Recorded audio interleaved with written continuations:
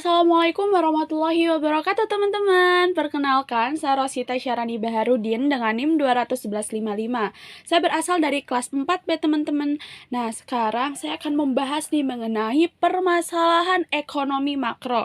Nah, sekarang saya akan langsung bahas nih permasalahan ekonomi makro yang di Indonesia. Karena kenapa? Biar relevan aja sama pembahasan yang sekarang terjadi. Nah, ini adalah salah satu tugas dari ekonomi makro Islam dengan dosen pengampu Dr. A.S. Nur Asya MS. Nah, di sini sebelum kita membahas mengenai permasalahan ekonomi makronya, berarti kita harus tahu dulu nih ekonomi itu apa.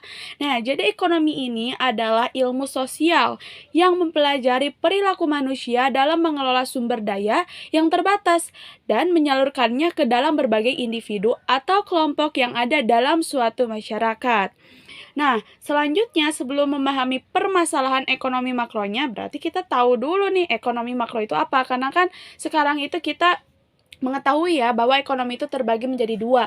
Ada ekonomi mikro sama ekonomi makro. Nah, ekonomi makronya itu apa sih gitu kan?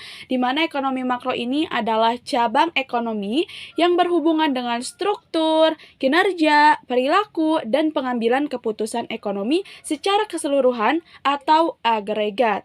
Nah, sekarang saya akan membahas nih mengenai permasalahan ekonomi makro di Indonesia itu apa aja.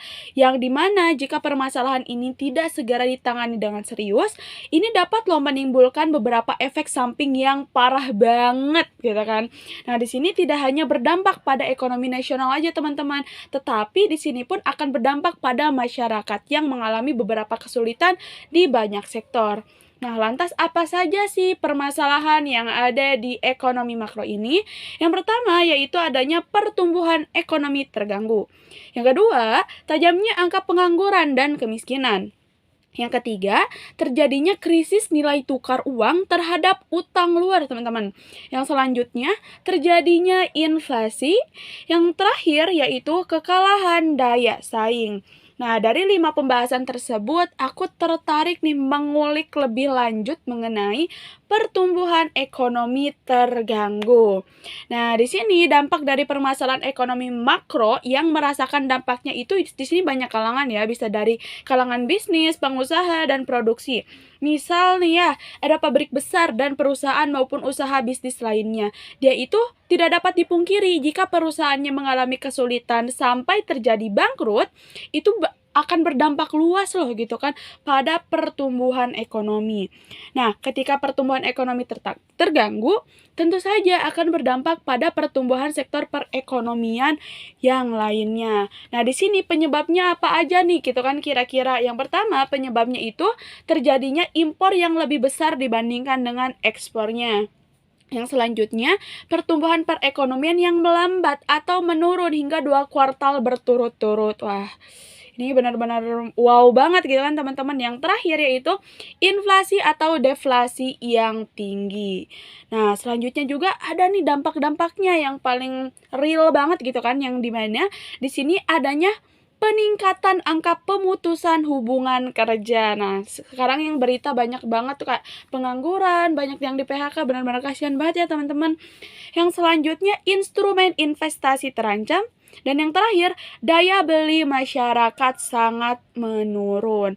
Nah, di sini bisa dilihat ya bahwasannya parah banget gitu kan sekarang pertumbuhan ekonomi kita, apalagi sekarang terkena dampak COVID-19. Nah, di sini lalu lantas gimana cara mengatasinya, teman-teman? Nah, di sini jika misalnya Indonesia terutama mengalami pertumbuhan ekonominya terganggu, nah apakah hal tersebut bisa diatasi gitu kan? Nah, di sini kita lihat aja gitu ya teman-teman pada pemerintahannya. Di sini pemerintah pun pastinya dia sudah menyiapkan berbagai solusi yang bisa digunakan untuk mengatasi penanggulangan resiko ekonomi. Salah satu halnya yaitu menjadi penyebab resesi ekonomi Indonesia adalah terjadinya penurunan ekonomi yang disebabkan pandemi COVID-19. Sehingga untuk mengantisipasinya adalah dengan meningkatkan konsumsi masyarakat, teman-teman. Nah, jadi kita udah tarik kesimpulan ya. Bagaimana cara mengatasinya, dampaknya itu apa aja, sehingga kita mampu nih terhindar dari pertumbuhan ekonomi terganggu lagi. Misalnya masih banyak terjadi gitu kan, cuman kan kita bisa mengurangi. Sekian dari saya teman-teman.